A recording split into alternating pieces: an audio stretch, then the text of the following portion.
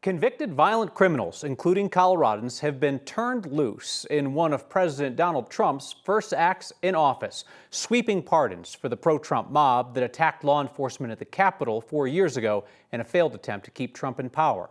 Our Marshall Zellinger heard a whole lot of silence when he asked Colorado's top Republicans if they're okay with that. We're trying to hold you up a bit now. The video will always exist. The screams of officers won't be erased, but the charges and convictions of January 6th rioters are gone. The next item, as you announced, following an executive order by President Trump.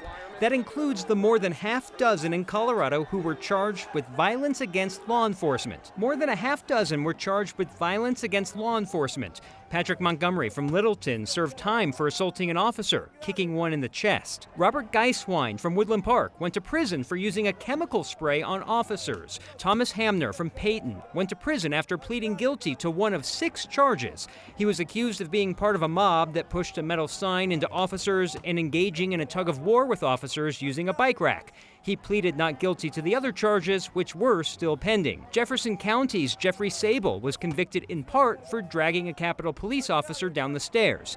Todd Casey of Denver was charged with shoving officers. His case was still pending. Matthew Melson of Wheat Ridge was arrested last year, accused of pushing an officer in the chest and trying to grab the baton of another. Jonathan Grace from Colorado Springs went to prison for assault for fighting with officers at the Capitol. We asked Colorado's 8 congresspeople how they felt about the pardons and commutations, and if they made any differentiation between someone accused of violence against law enforcement and those who were charged for entering the Capitol building. The only Republican we heard back from is Congresswoman Lauren Boebert, who told us President Trump has pardoned everyone and I support that decision.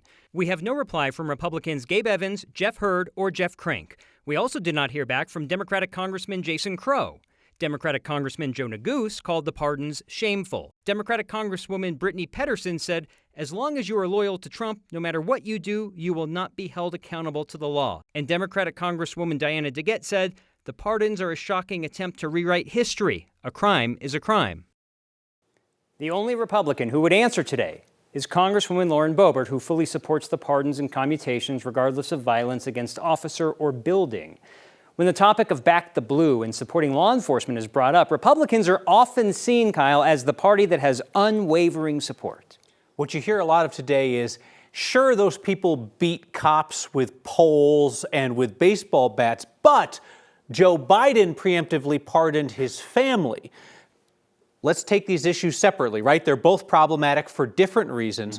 What do Colorado's Democrats have to say about what Biden did on the way out the door? Hey, good journalists would ask the congresspeople both questions today, which we did. And of the 3 Democrats we heard back from, DeGette supported the pardons, saying it's a shame we've come to the point that the pardons seem necessary to prevent harassment of innocent Americans. Pedersen said she empathized with the decision, but said she was concerned with the precedent.